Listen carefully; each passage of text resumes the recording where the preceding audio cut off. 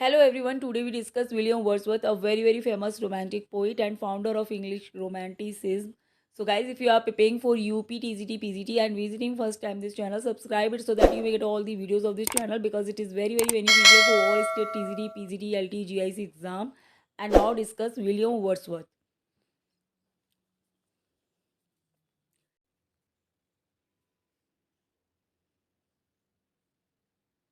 तो फर्स्ट है यहाँ पे Wordsworth was popularly known as the poet of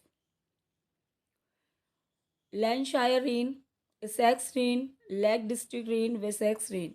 ठीक है, विलियम वर्ड्सवर्थ पॉपुलर हैं किस रूप में उनको मतलब जाना जाता है? लैंडशायर रेन के पोइट के रूप में, इसेक्स रेन या फिर लेक डिस्ट्रिक्ट या फिर विसेक्स रेन। सो हमें पता है कि William Wordsworth was born at Cockermouth, Cumberland, जो कि इंग्लैंड का बहुत ही ब्यूटीफुल एरिया है और उसको लेक डिस्ट्रिक्ट के रूप में जाना जाता था इस एरिया को। ठीक है, जो कोकरमाउथ कम्बरलैंड है उसको लेक डिस्ट्रिक्ट एरिया के रूप में जाना जाता था, तो इसीलिए विलियम वर्ड्सवर्थ को लेक डिस्ट्रिक्ट पोइट के रूप में जाना जाता है। So C is the right answer, Lake District. ठीक है, तो यहाँ पे बहुत सारे पोइट रहते थे, जैसे एस.टी. कॉलरिज हैं, रॉबर्ट सदे हैं, विलियम वर्ड्सवर्थ हैं, तो मतलब बहुत सारे रहते थे। तो इनमें से मेन है आपके विलियम वर्ड्सवर्थ और Robert Sade and ST. Coleridge, जिन्हें लेक डिस्ट्रिक्ट पोइट के मतलब रूप में कैटेगराइज किया गया है। ठीक है, सो वर्ड्सवर्थ पॉपुलर है लेक डिस्ट्रिक्ट पोइट के रूप में। So C is the right answer. Next है question number 2, Wordsworth was born at. Wordsworth कहाँ बॉर्न हुए थे ये बताना, प्लेस बताना बेसिकली आपको। Cockermouth, Cocker Pat, Cocker Hill, Cocker Valley, कहाँ पर पैदा हुए थे Wordsworth? So Wordsworth was born at Cockermouth, Cumberland, England, that is known as Lake District. ठीक है, ये कोकर माउथ कम्बरलैंड में ये पैदा हुए थे, जो कि लेक डिस्ट्रिक्ट एरिया के रूप में इसको जाना जाता है। बहुत ही ब्यूटीफुल एरिया है ये इंग्लैंड का। So A is the right answer, Cockermouth. And date तो पता ही है आपको, 7 अप्रैल 1770, 7 अप्रैल 1770। नंबर है 3, why is the year 1798 taken to be the beginning of the romantic movement? ठीक है, ये जो ईयर है 1798, इस ईयर को ही रोमांटिक मूवमेंट की बिगिनिंग माना जाता है। क्यों, ऐसा क्यों है कि इसी ईयर को, इस पार्टिकुलर जो ये डेट यहाँ पे दे रखी है 1798, इसी को रोमांटिक मूवमेंट की बिगनिंग माना जाता है? मतलब क्यों माना जाता है? वर्ड्सवर्थ का बर्थडे हुआ था इस दिन, Wordsworth birthday, accession of Queen Victoria रानी बनी थी, फ्रेंच रेवोल्यूशन स्टार्ट हो गया था, या फिर लिरिकल बेलार्ड पब्लिश हुआ था। ठीक है, सो आपका जो आंसर हो जाएगा वो हो जाएगा D, lyrical Ballard published 1798। So D is the right answer. ठीक है, रोमांटिक एज का मैनिफेस्टो माना जाता है। ठीक है, वैसे तो जो ये जो रोमांटिक मूवमेंट है ये यूरोप में काफ़ी टाइम पहले से शुरू हो गया था, लेकिन इंग्लिश में ये जो लिरिकल बेलार्ड पब्लिश हुआ है 1798 में, तो इसकी जो ऑफिशियल बिगनिंग है वो 1798 से मानी जाती है। ठीक है, जो ऑफिशियल बिगनिंग है वो 1798 से मानी जाती है, इसीलिए इस ईयर को, ठीक है, बिगनिंग ऑफ रोमांटिक मूवमेंट माना जाता है। So D is the right answer. ठीक है, लिरिकल बेलार्ड पब्लिश्ड। और ये पता ही है आपको कि विलियम वर्ड्सवर्थ ने लिरिकल बेलार्ड को एस.टी. कॉलरिज के साथ पब्लिश किया था। ये कि इसमें 23 टोटल पोइम्स थी। ठीक है, मल्टीपल टाइम पे क्वेश्चन आता रहता है कि कितनी मतलब पोइम थी इसमें, तो 23 टोटल पोइम्स थी, जिसमें 19 वर्ड्सवर्थ की थी, प्लस 4 इसमें एस.टी. कॉलरिज की थी। ठीक है, दोनों का कोलोबरेशन, मतलब कोलोबरेशन से ये वर्क जो है पब्लिश किया गया था, साथ में मिलकर दोनों ने किया था। फिर बाद में इसके और भी सारे कलेक्शन आए थे, जैसे 1800 में फिर इसका प्रीफेस उन्होंने पब्लिश किया, फिर 1802 में इसका 3rd एडिशन आया, फिर 4th आया, इस तरीके से कई सारी पब्लिकेशन इसके आते रहे। नेक्स्ट है question number 4, romantic age is also known as. Romantic age को और किस नाम से जाना जाता है? Age of Pope, age of doctor Johnson, age of Wordsworth, age of Dryden. ठीक है, सो हमें पता है कि इसकी जो मेन जो मेजर पोइट हैं वो विलियम वर्ड्सवर्थ हैं, और जिस एज में जो भी मेजर पोइट, मतलब जिस एज का जो मेजर पोइट होता है उसी के नाम पर उस एज को मतलब बुलाया जाता है। जैसे विक्टोरियन एज है, उसके रिप्रेजेंटेटिव पोइट कौन है? टेनिसन है। ठीक है, तो उसको एज एज ऑफ टेनिसन बोला जाता है। जैसे एलिजाबेथन है तो शेक्सपियर उसमें डोमिनेंट पोइट रहे हैं, तो वहाँ पे एज ऑफ शेक्सपियर उसको बोला जाता है। उसी तरीके से क्लासिकल जो एज है आपका, जैसे कि ऑगस्टन एज है, वो आपका एज ऑफ पोप के नाम से भी जाना जाता है, ठीक है। ट्रांजिशनल एज है वो जॉनसन के नाम से जाना जाता है, ठीक है। और आपका जो रेस्टोरेशन पीरियड है वो ड्राइडन के नाम से जाना जाता है। सिमिलरली जो रोमांटिक एज है आपका वो वर्ड्सवर्थ के नाम से जाना जाता है। So age of William Wordsworth, so C is the right answer. Next है question number 5, in which year did Wordsworth add preface to his lyrical ballad. ठीक है, कौन सी ईयर में वर्ड्सवर्थ ने प्रीफेस ऐड किया था अपने लिरिकल बैलाड में? 1798, 1800, 1802, 1805। ठीक है, सो 1798 में ये फर्स्ट टाइम पब्लिश हुआ था एंड इसका जो प्रीफेस है वो इन्होंने 1800 में ऐड किया था एंड ये बहुत बहुत बहुत इंपॉर्टेंट है, ठीक है। सो इसको याद रखना।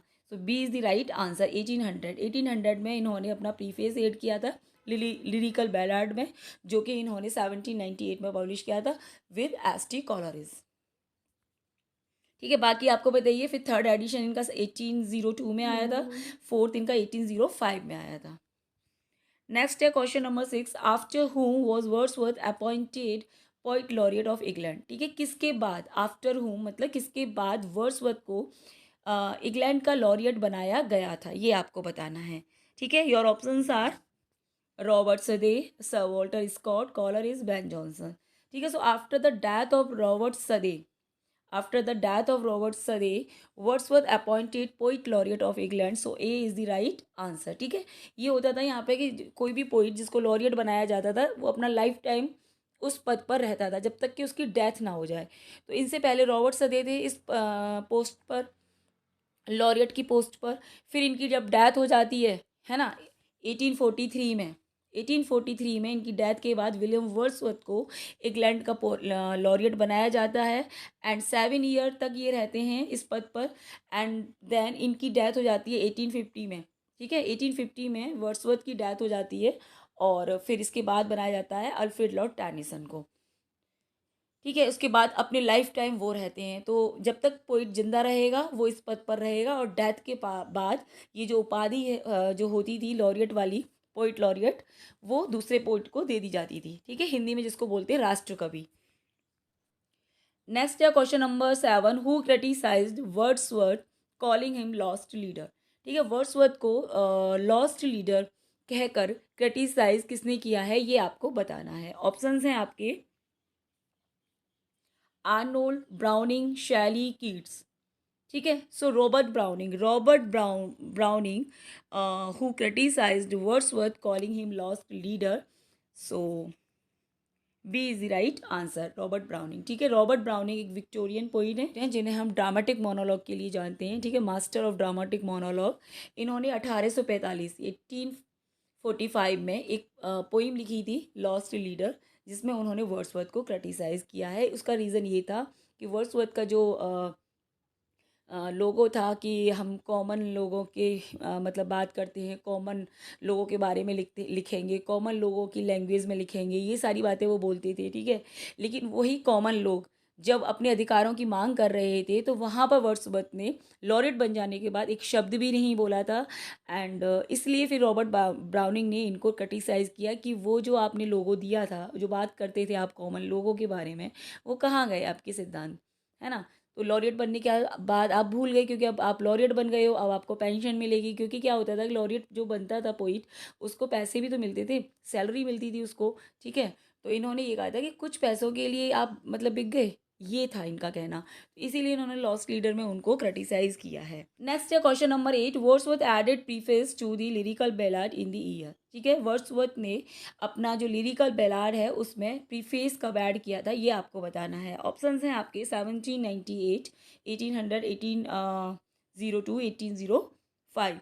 तो आपको पता ही है कि लिरिकल बैलाड इनका आया था 1798 में विद एस.टी. कॉलर, इसके साथ इन्होंने मतलब पब्लिश किया था 1798 में एंड एनोनिमसली इन्होंने इसको पब्लिश करा दिया था विदाउट एनी नेम। ठीक है, तो जब इनका ये वर्क काफ़ी पॉपुलर हो गया, काफ़ी मतलब कहते हैं ना एक जैसे मूवी आती है, अभी धुरंधर मूवी आई तो ब्लॉकबस्टर कर गई, तो इसी तरीके से इनका जो लिरिकल बेलाड था इन्होंने डरते डरते इसको पब्लिश कराया था। इनको कोई आइडिया नहीं था कि ये मतलब लोग इसको लाइक करेंगे भी या नहीं, लेकिन ये ब्लॉकबस्टर सुपर डुपर हिट हो गया इनका वॉल्यूम। तो फिर इन्होंने क्या किया कि इसमें फिर प्रीफेस ऐड किया है ना, 1800 में इन्होंने इसमें प्रीफेस ऐड कर दिया। प्रीफेस मतलब होता है इंट्रोडक्शन, जिसमें इन्होंने अपनी पोइट्री की डेफिनेशन बताई, ठीक है, अपना थ्योरी इन्होंने बताई, अपनी पोइम्स के बारे में बताया, सब कुछ इसमें इन्होंने विस्तार से बताया कि मेरी जो पोइट्री है वो किस बारे में है। इन्होंने डेफिनेशन दी है वहाँ पर बहुत ही फेमस कि poetry is the spontaneous overflow of powerful feelings that take its origin from emotion that recollect in tranquillity, ठीक है। तो इस तरीके से इन्होंने अपनी डेफिनेशन बताई, अपनी थ्योरी व्योरी ये सब कुछ अपने प्रीफेस में बताया है, इसीलिए ये प्रीफेस इनका बहुत ज़्यादा इम्पोर्टेंट है, ठीक है। सो याद रखना आप लोग इसकी डेट 1800। बाकी ये 1802 ये भी ईयर याद रखना, क्योंकि इनका फिर ये थर्ड इनका एडिशन आया था इसमें, ठीक है, थर्ड आया था एंड फोर्थ एडिशन इसमें आया था इनका 1805 में। नेक्स्ट है question number 9, eastern daughter of the voice of God, who is this eastern daughter, ठीक है। तो वर्ड्सवर्थ, ये बहुत ही फेमस लाइन है, वर्ड्सवर्थ की एक ऑड लिखी है उन्होंने, ऑड टू ड्यूटी, ठीक है। तो वहाँ पर उन्होंने ये जो लाइन है यूज़ की है। तो ये आपसे पूछा जा रहा है कि ईस्टर्न डॉटर उन्होंने किसको बुलाया है, नेचर को, लूसी को, ड्यूटी को, सोल को, ठीक है। सो ऑड टू ड्यूटी, वहाँ पर वर्ड्सवर्थ ड्यूटी, ड्यूटी को, ड्यूटी मतलब होता है कर्तव्य, कर्तव्य को भगवान की आवाज़ कहते हैं। तो उन्होंने वहाँ पर बोला है कि ड्यूटी को क्या कहा है, stern daughter of the voice of God, ठीक है। So C is the right answer.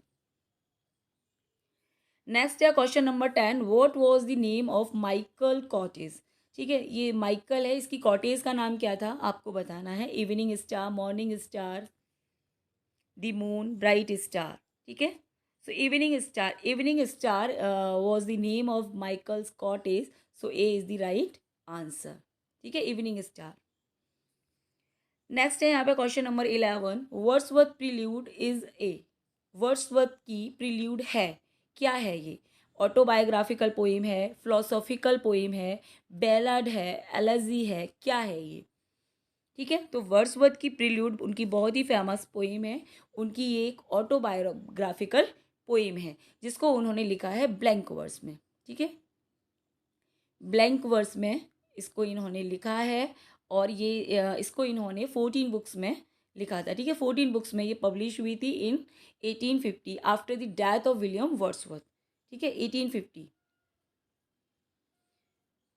तो आपको इससे रिगार्डिंग 3 डेट याद रखनी है। इसको विलियम वर्ड्सवर्थ ने स्टार्ट किया था लिखना 1798 में, ठीक है, 1798 में प्रील्यूड को उन्होंने स्टार्ट किया था लिखना। फिर इन्होंने इसको कंप्लीट कर लिया था 1805 में, ठीक है, 1805 में। और जब इनकी डेथ हो गई 1850 में, तो इनकी जो वाइफ हैं, है ना, मैरी हचिनसन, उन्होंने इसको पब्लिश करा दिया था इनकी डेथ के 3 महीने बाद, 3 महीने बाद उनकी डेथ की ये बुक उनकी पब्लिश हो गई थी, ठीक है, जो कि उनका एक ऑटोबायोग्राफिकल वर्क है, बहुत ही फेमस पोइम है जिसमें उन्होंने अपनी लाइफ के बारे में सब कुछ बताया है स्टेप बाय स्टेप, और ब्लैंक वर्स में इसको लिखा है, ठीक है। सो 3 डेट आप याद रखना, 1798, 1805 एंड 1850। नेक्स्ट है question number 12, Wordsworth wrote a sonnet London 1802 on. तो वर्ड्सवर्थ ने एक बहुत ही फेमस सोनेट लिखा है लंदन 1802, यानी लंदन 1802, किसके ऊपर उन्होंने ये सोनेट लिखा है ये आपको बताना है। सो शेक्सपियर हैं, मिल्टन हैं, बैन जॉनसन है, क्रोमवेल, किसके ऊपर है ये सोनेट, ठीक है। सो ये जो सोनेट है लंदन 1802 उन्होंने मिल्टन के ऊपर लिखा है। यहाँ पर वो मिल्टन को मेमोराइज करते हैं, ठीक है, उनको कहते हैं कि मिल्टन मतलब मिल्टन तुम मतलब बहुत अच्छे थे, ये थे वो थे, इंग्लैंड को तुम्हारी ज़रूरत है, तुम्हें इस समय इंग्लैंड में होना चाहिए था, क्योंकि जब तुम थे तो तुम मतलब इंग्लैंड के लिए बहुत स्टैंड लेते थे, है ना। तो सारा कुछ मतलब वो बोलते हैं, इसमें काफ़ी प्रशंसा करते हैं मिल्टन की, वो मतलब इनको याद करते हैं। तो ये मिल्टन को समर्पित है इनकी सोनेट लंदन 1802 या फिर ऑन मिल्टन। नेक्स्ट है question number 13, whom does Wordsworth refer to in these lines. तो ये जो लाइन्स यहाँ पर दी गई हैं इनको वर्ड्सवर्थ किसको रेफर करते हैं आपको बताना है। Thy soul was like a star and dwelled apart, ठीक है, तुम्हारी जो सोल है स्टार की तरह है जो कहीं दूर रहती है। ये लाइन उनकी इसी सोनेट से ली गई है 1802 लंदन 1802 से, जो कि मिल्टन को समर्पित है, ठीक है। तो उसी की फेमस लाइन है। तो आपका जो आंसर हो जाएगा वो हो जाएगा बी, मिल्टन। नेक्स्ट है यहाँ पे क्वेश्चन नंबर है 14। The first version of the poem resolution and independence 1802 was written under the title. ठीक है, तो ये एक बहुत फेमस पोइम लिखी थी विलियम वर्ड्सवर्थ ने, रेजोल्यूशन एंड इंडिपेंडेंस 1802। तो पहला वाला जो मतलब ये इसका जो फर्स्ट वर्जन क्या था वो आपको बताना है। Your options are the leech gatherer, Michael, the two April mornings, the dream cottage. ठीक है, तो इसका जो फर्स्ट वर्जन था वो था द लीच गैदरर। ठीक है, ये इसका पहला वाला टाइटल है।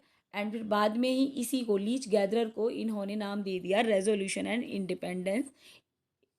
ठीक है, so A is the right answer. Next है question number 15। In which poem are Burns and Chatterton mention. ठीक है, कौन सी पोइम है विलियम वर्ड्सवर्थ की जिसमें उन्होंने बर्न्स एंड चैटरटन का जिक्र किया है, ये आपको बताना है। Your options are resolution and independence, Nutting ode to duty, the ruined cottage. ठीक है, सो यही वाली पोइम है जो ऊपर हमने अभी डिस्कस करी थी, रेजोल्यूशन एंड इंडिपेंडेंस। ठीक है, इस पोइम के अंदर उन्होंने ये जो बर्न्स बर्न्स मतलब रॉबर्ट बर्न्स एक पोइट थे, उनके बारे में उन्होंने बात की है। एंड चैटरटन ये भी एक पोइट थे जिन्होंने सुसाइड कर लिया था, बहुत ही कम उम्र में ये मर गए थे, है ना। तो इन दोनों का यहाँ पर इन्होंने जिक्र किया है इस पोइम में। तो याद रखना, resolution and independence, and another title is leech gatherer. ठीक है, इसी का दूसरा नाम है लीच गैदरर। लीच गैदरर मतलब होता है कि जोंक होते हैं ना, जो जोंक, उनको इकट्ठा करने वाला व्यक्ति। ठीक है, उससे ये मिलते हैं। एक दिन क्या होता है, मॉर्निंग में सुबह सुबह ये निकल जाते हैं अपने वॉक पर, और एक बूढ़ा व्यक्ति जो जौक इकट्ठी करता था, उससे इनका एनकाउंटर होता है, मुलाकात होती है, और फिर ये उसी की इसके इस पोइम के अंदर बताने लग जाते हैं। स्टार्टिंग में तो ये वेदर के बारे में बताते हैं कि बहुत ही अच्छा मौसम था, सुहानी हवा चल रही थी, क्योंकि ये नेचर पोइट है ना, तो नेचर की बात करते हैं अपनी पोइट्री के अंदर। फिर ये अपना चैटर मतलब फिर ये एक डिप्रेशन में चले जाते हैं, मतलब डेस्पोंडेंसी में चले जाते हैं, तब ये चैटरटन को याद करते हैं, फिर रॉबर्ट बर्न्स की बात करते हैं। फिर फाइनली वो चलते चलते फिर देखते हैं कि वो ये लीच गैदरर इनको मिलता है, तो फिर ये उससे बातें करते हैं, और इनको जब पता चलता है कि वो कैसे अपना लाइफ को ये जॉब इकट्ठा करके अपना जीवन चला रहा है, ये सब बातें, तो उनकी जो निराशा है वो गायब हो जाती है, और फिर वो एक मतलब पॉजिटिविटी में बदल जाती है वो निराशा इससे मिलने के बाद। फिर फाइनली वो इस पोइम को लिखते हैं।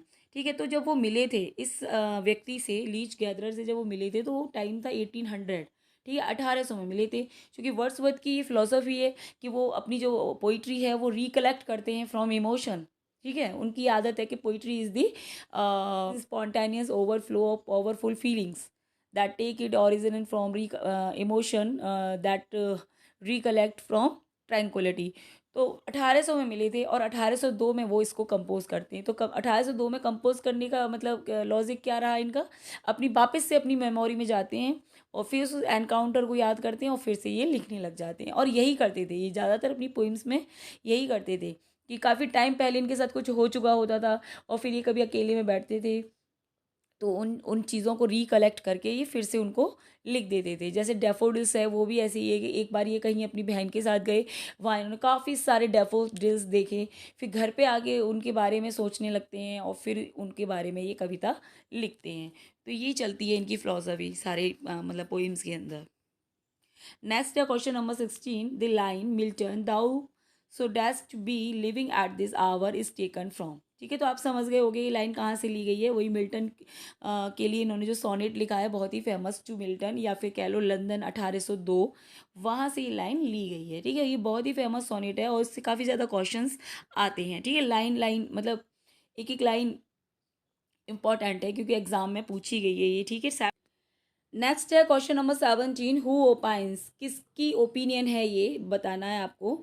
There neither is nor can be any essential difference between the language of prose and metrical composition. ठीक है, ये किसका मानना है कि पोइट्री में मेट्रिकल कंपोजिशन से मतलब यहाँ पर पोइट्री से है, कि पोइट्री और जो प्रोज है उसकी लैंग्वेज में कुछ खास जो है डिफरेंस नहीं है।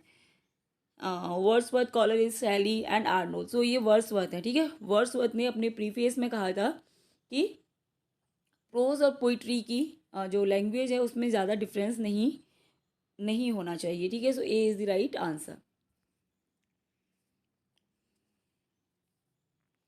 नेक्स्ट है question number 18, the complete title of the poem Tintern Abbey is. ठीक है, ये पोएम है बहुत ही फेमस वर्ड्सवर्थ की, टिंटन एबी।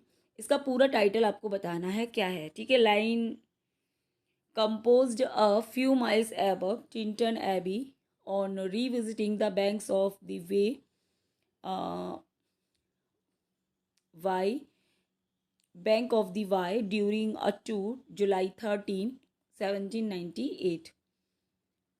फिर यहाँ पर ये दे रखे हैं ऑप्शंस। ठीक है, सो आप समझ गए होंगे कि जो कंप्लीट टाइटल है इस पोइम का वो ये है, lines composed a few miles above Tintern Abbey on revisiting the banks of the Wye during a tour July 13, 1798। ठीक है, जिसको जो कि टिंटन एबी के नाम से ही पॉपुलर है। ठीक है, उसको टिंटन एबी ही बुलाया जाता है, लेकिन कंप्लीट टाइटल आप लोग ध्यान रखना। नेक्स्ट है 19, who has called Wordsworth a moral annex. ठीक है, वर्ड्सवर्थ को मॉरल एनेक्स कहने वाले हैं मिल्टन, शैली, आर्नोल्ड, टी.एस. इलियट। ठीक है, so Shelley someone who called Wordsworth a moral annex, so B is the right answer.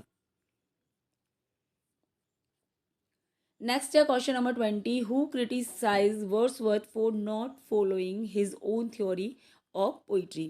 ठीक है, सो किसने वर्ड्सवर्थ को क्रिटिसाइज किया है ये कहकर कि वो जो वर्ड्सवर्थ हैं वो अपनी ही थ्योरी को फॉलो नहीं कर पाए, अपनी थ्योरी को ही फॉलो करने में फेल हो गए हैं।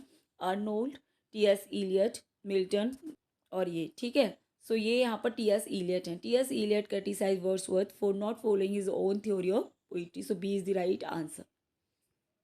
नेक्स्ट है 21, which sonnet of Gray did Wordsworth examine in preface to the lyrical ballad 1802 edition. ठीक है, तो ये ग्रे की कौन सी सोनेट है जिसको वर्ड्सवर्थ ने अपने प्रीफेस जो लिरिकल बैलाड का उनका प्रीफेस है उसमें उसको एग्जामाइन किया है। ये आपके ऑप्शंस हैं यहाँ पर। ठीक है, so on the death of mister Richard West 1742 is a sonnet which examined by William Wordsworth. So C is the right answer. Next है 22, the lyrical ballads were better appreciated in America than in England. The first edition published in America in the year। ठीक है, तो ये जो lyrical ballad है इसको England से ज़्यादा अमेरिका में इसको मतलब इसकी प्रशंसा की गई थी। तो इसका जो एडिशन है वो अमेरिका में कब पब्लिश हुआ था ये आपको बेसिकली यहाँ पे बताना है। तो फर्स्ट एडिशन इसका इंग्लैंड में 1798 में पब्लिश हुआ था इंग्लैंड में, लेकिन अमेरिका के अंदर ये जो है लिरिकल बैलाड ये 1802, ठीक है, 1802 में पब्लिश हुई थी, जिसको इंग्लैंड से ज़्यादा वहाँ पर इसको एप्रिसिएट किया गया था। ठीक है, so D is the right answer 1802। Next है 23, Wordsworth published descriptive sketches and evening walk in. तो ये इनका फर्स्ट वॉल्यूम है, इसको इन्होंने कब पब्लिश किया ये आपको बताना है। 29 जनवरी 1793। ठीक है, यहाँ पर भी 1793 है, यहाँ पर 94 है, 95 है। तो ये जनवरी 1793 1793 में इनका फर्स्ट वॉल्यूम आया था, descriptive sketches and evening walk. So A is the right answer. Next है यहाँ पर 24, in which language was the solitary reaper singing.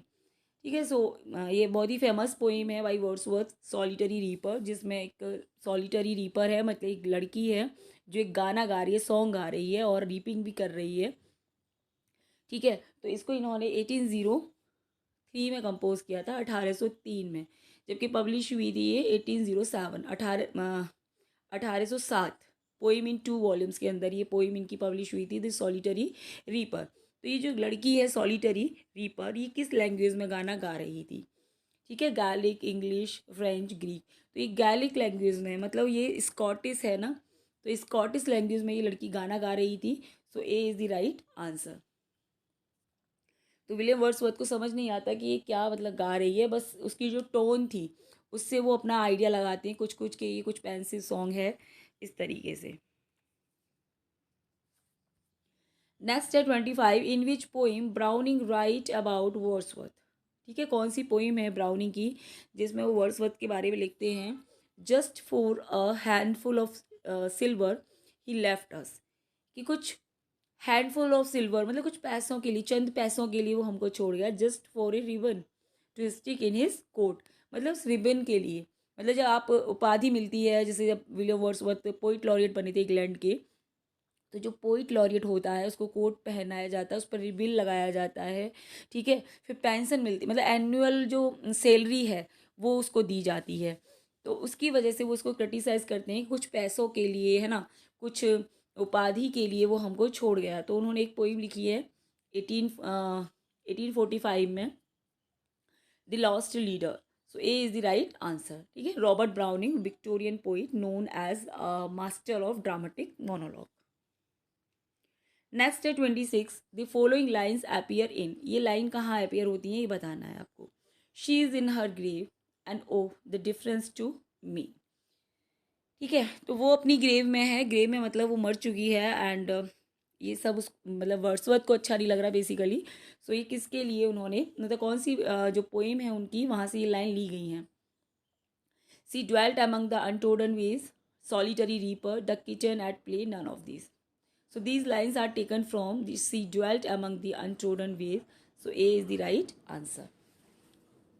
Next है 27, which time Wordsworth refers to in these lines from prelude, ठीक है। इस ये जो lines हैं इसमें कौन सा टाइम वर्ड्सवर्थ यहाँ पर रेफर कर रहे हैं ये आपको बताना है। Europe at that time was thrilled with joy, France standing on the top of golden hours, and human nature seeming born again. So the period of French Revolution, the beginning of Romanticism, celebrating his poet laureateship, none of these. So ये time है आपका French revolution का time है, ठीक है। So the period of French revolution is the right answer. Next है 28, which poem these lines have been taken from, ठीक है। किस पोइम से ये लाइन ली गई हैं ये बताना है। दे flash upon that inward I which is the bliss of solitude, ठीक है। तो ये लाइन कहाँ से ली गई हैं, daffodils, Tintern Abbey, prelude, the world is too much with us, ठीक है। सो ये जो फेमस लाइन है ये ली गई है आपकी डैफोडिल से। मैंने बताया था ना कि वर्ड्सवर्थ की एक फ़िलॉसफ़ी रहती है कि वो कुछ चीज़ों को मतलब पहले उनको देखते हैं, ठीक है, उनको परसीव करते हैं, फिर घर पे आके जब वो अकेले होते हैं एकांत में उनको रिकलेक्ट करते हैं, और फिर रिकलेक्ट करने के बाद वो अपनी कंपोजिशन करते हैं। तो ये वही है डैफोडिल्स है, वहाँ पर वो देखते हैं फूलों को, और फिर घर पे आके जब वो अपने कोच पर लेट जाते हैं तो वो उनके इनर आइज़ में वो फिर से विजुअलाइज होते हैं, है ना। तो वही वो बोल रहे हैं। सो डैफोडिल से ये लाइन्स ली गई है। So A is the right answer. 29, which poem these lines form a part of, ये लाइन कहाँ से ली गई है ये बताना है आपको, है ना। Nature did never betray the heart that loved her, कि जो नेचर है वो उस हर्ट को, उस हृदय को कभी बिट्रे, धोखा नहीं देती जो हृदय उसको प्यार करता है, ठीक है। नेचर उसको कभी धोखा नहीं देगी, जो व्यक्ति नेचर को प्यार करेगा, ये सिंपल मतलब है उनका। So Tintern Abbey, prelude, daffodils, Ruth. So ये लाइन्स ली गई हैं टिंटन एबी से। So A is the right answer. Next है 30, the following lines are taken from, ये भी लाइन्स हैं, है ना, जो विलियम वर्ड्सवर्थ की फेमस पोइम है इमॉर्टैलिटी ऑड, उससे ये ली गई हैं। To me the meanest flower that blows can give thoughts that do often lie too deep for tears. So ये लाइन्स ली गई हैं इनकी इमॉर्टेलिटी और से। So A is the right answer, ठीक है। 1804 में ये पोइम इन्होंने अपनी कंप्लीट कर ली थी, 1804 में, एंड पब्लिश हुई थी ये जाके 1807 में, ठीक है। बहुत सारी जो इम्पोर्टेंट पोइम है विलियम वर्ड्सवर्थ की जो आपके एग्ज़ाम में आती हैं वो इनकी ये जो है 1807 पोइम इन 2 वॉल्यूम्स, इसमें बहुत सारी पोइम्स इनकी पब्लिश हुई थी जहाँ से क्वेश्चंस आते हैं।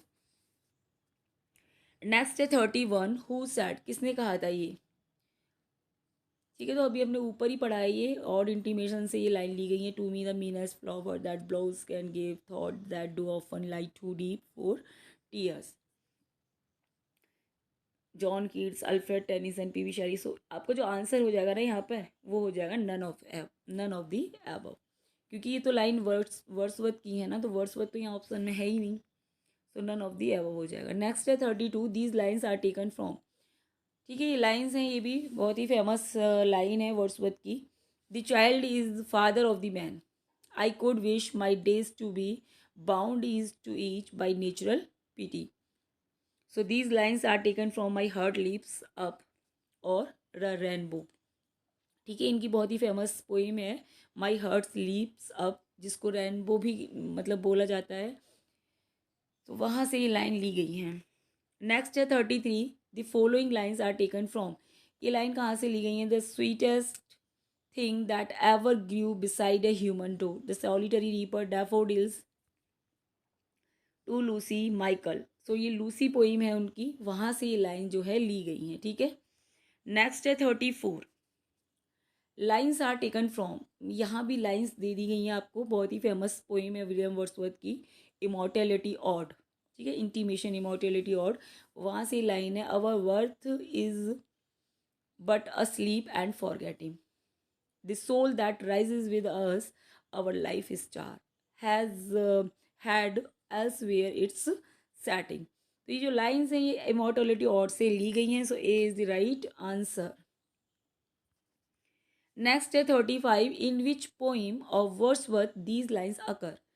ठीक है, सो अगेन लाइन्स हैं पोइम से, ये कौन सी पोइम से ली गई हैं सिंपली आपको बताना है। We are laid asleep in body and become a living soul. ठीक है, कैसे हम एक बॉडी के रूप में, मतलब क्या है, सोए हुए हैं लेकिन एक हम जिंदा सोल बन गए हैं।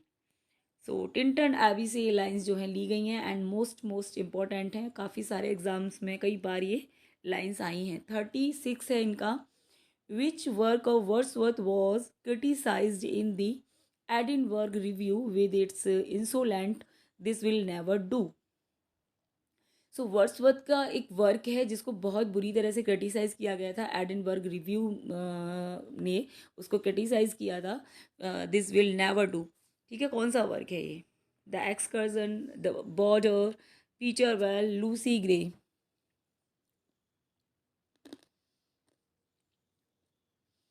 ठीक है, सो इनका वर्क है एक्सकर्सन, 1814 1814 में ये पब्लिश हुआ था वर्क, और इसको उन्होंने एडिनबर्ग रिव्यू ने कहा था दिस विल नेवर डू। सो आपका ए करेक्ट हो जाएगा, एक्सकर्सन। ठीक है, बाकी तो आपको पता ही है ना कि एक बहुत बड़ा मतलब फिलोसॉफिकल पोइम लिखना चाहते थे विलियम वर्ड्सवर्थ, रिक्लूज, उसका पार्ट था ये एक्सकर्सन। ठीक है, उसका सेकंड पार्ट था इंट्रोडक्शन, उसका उन्होंने प्रील्यूड को वो बनाना चाहते थे, बट ये जो रिक्लूज उनकी जो पोइम है ये कभी भी कंप्लीट हो नहीं पाई। ठीक है, सो ये रिक्लूज का सेकंड पार्ट के रूप में उन्होंने इसको लिखा था, 1814 में पब्लिश हुई थी, और इसको बहुत ही बेकार वर्क बताया लोगों ने। ठीक है, बॉर्डर उनकी एक वर्स्ट ट्रेजेडी है जो कि 1798 में उन्होंने लिखी थी, कंपोज की गई थी। पीटर बेल भी उन्होंने 1798 में कंपोज की थी, पब्लिश इनकी 1819 में हुई थी ये पीटर बेल, ये भी बहुत इंपॉर्टेंट है। एंड लूसी ग्रे भी उनकी बहुत ही फेमस पोएम है। 37 है the true commencement of Wordsworth poetic career was. ठीक है, जो वर्ड्सवर्थ का कैरियर रहा है, पोइटिक कैरियर उनका जो रहा है, उसकी जो शुरुआत है वो कब से कब तक है, वो टाइम पीरियड आपको बताना है। ठीक है, तो 1790 ये यहाँ पे दे रखा है, ऑप्शन हैं आपके। तो 1797 से लेके 1798, ठीक है, ये जो अच्छी इनकी जो शुरुआत है इनकी पोइटिक कैरियर की, वो 1797 और 98 से मानी जाती है with the publication of lyrical ballad. तो लिरिकल बैलाड का जो पब्लिकेशन हुआ है वो 1798 में हुआ था, तो उसी को ऑफिशियली शुरुआत मानी जाती है इंग्लैंड में रोमांटिक मूवमेंट की। और इनका जो कैरियर है विलियम वर्ड्सवर्थ का, है ना, उसको भी इसी ईयर से माना जाता है कि उनकी कैरियर की शुरुआत हो गई। भाई जो वर्क इतना ब्लॉकबस्टर हिट हो गया उनका, तो कैरियर भी वहीं से माना जाएगा, है ना, रातों रात हो गए वो स्टार, सुपर स्टार बन गए रोमांटिक एज के विलियम वर्ड्सवर्थ। सो 1797। नेक्स्ट है 38, one of the following is not by Wordsworth. तो यहाँ पर कुछ मतलब पोइम्स हैं, इनमें से कौन सी वर्ड्सवर्थ की नहीं है ये बतानी है। तो इस तरीके के क्वेश्चन भी आपके ये जो यूपीटीसीटी पीजीटी है उसमें आते हैं। तो आपको पता है माइकल इनकी पोइम है, ठीक है, वर्ड्सवर्थ की बहुत ही फेमस पोइम है। रेजोल्यूशन है इंडिपेंडेंस, जिसको हम लीच गैदरर के नाम से भी जानते हैं, ठीक है, 1802 में कंपोज हुई। और इट इज़ अ ब्यूटीलस इवनिंग, ये भी इन्हीं की पोइम है। The may queen. May queen is not the poem by Wordsworth, so D is the right answer. And may queen किसकी पोइम है? ये पीवी शैली, जो आपके रोमांटिक पोइट हैं, यंग जनरेशन पोइट, ठीक है, उनकी ये पोइम है मे क्वीन। तो जो आपका आंसर हो जाएगा वो हो जाएगा डी। एंड नेक्स्ट है 39, वर्ड्सवर्थ लर्न दैट वर्स में build a princely thorn on humble truth from. तो ये कहाँ से सीखा था विलियम वर्ड्सवर्थ ने? रॉबर्ट बर्टन्स, रॉबर्ट बर्न्स, ठीक है, रॉबर्ट ब्रीज, रॉबर्ट ब्लेयर। सो ये रॉबर्ट बर्न्स हैं, ठीक है, रॉबर्ट बर्न्स से उन्होंने ये सीखा था। So B is the right answer. ठीक है, नेक्स्ट है यहाँ पे क्वेश्चन नंबर है 40, the excursion 1814 marks the beginning of. तो ये एक्सकर्सन है, इसको माना जाता है कि ये Wordsworth growing sensibility to natural phenomena, the decline of poetic genius, the height of Wordsworth ascent to fame, और ये सब कुछ है यहाँ पर। ठीक है, तो ये जो एक्सकर्सन है, इसको माना जाता है कि जो वर्ड्सवर्थ की पोएटिक जीनियस थी, उसका डिक्लाइन शुरू हो गया था 1814 और किस में, और इसके पब्लिकेशन के साथ ही उनका डिक्लाइन दिखाई देता है, क्योंकि इस पोइम के अंदर वो बात नहीं थी जो वर्ड्सवर्थ की पोइम्स के अंदर होती थी। ठीक है, तो काफ़ी ज़्यादा इसको क्रिटिसाइज़ किया गया। एडिनबर्ग रिव्यू ने भी इसको काफ़ी बुरे इस पर रिव्यू दिए उन्होंने अपने, इसको बताया कि दिस विल नेवर डू, है ना, मतलब ये कभी काम नहीं करेगी। So B is the right answer, decline of Wordsworth poetic genius. Next है 41, every great poet is a teacher. ठीक है, ये जो पोइट होता है ना, वो क्या होता है? एक टीचर होता है ना, वो वही सिखाता है, वो भी जो टीचर सिखाने का काम करता है, सिमिलरली एक पोइट भी बहुत कुछ सिखाता है। तो वो क्या होता है? एक टीचर ही होता है। आर द वर्ड्स ऑफ, ये किसके वर्ड हैं? सो ये वर्ड्सवर्थ के वर्ड हैं, ठीक है, वर्ड्सवर्थ की डेफिनेशन है। So D is the right answer. 42 है यहाँ पे, the sonnet the world is too much with us is written by. So very famous sonnet by William Wordsworth. So D is the right answer. 43 है यहाँ पे, Wordsworth the lyrical ballad was published in. ये Wordsworth की जो lyrical ballad है वो कब publish हुई थी? तो ये तो हम मल्टीपल टाइम यहाँ भी डिस्कस कर चुके हैं। ठीक है, 1798। ठीक है, ये वो ईयर है जिसमें ये पब्लिश हुई थी। और किसके साथ पब्लिश हुई थी? एस टी कॉलरिज के साथ। ठीक है, विद 23 पोइम्स में 19 किसकी थी? वर्ड्सवर्थ की। 4 किसकी थी? कॉलरिज की थी। ओपनिंग लाइन, इसकी ओपनिंग पोइम कौन थी? एंशियंट मैरिनर थी। इसकी एंडिंग पोइम क्या थी? टिंटन एबी थी।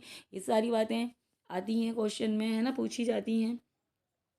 सो आपका करेक्ट ऑप्शन हो जाएगा डी, 1798। और इसी पार्टिकुलर ईयर से जो रोमांटिक मूवमेंट है उसकी शुरुआत भी मानी जाती है। नेक्स्ट है 44, हु सैड, किसने कहा था? Milton, thou should has to be living at this hour. Milton, तुम्हें इस छोड़ जीवित होना चाहिए था।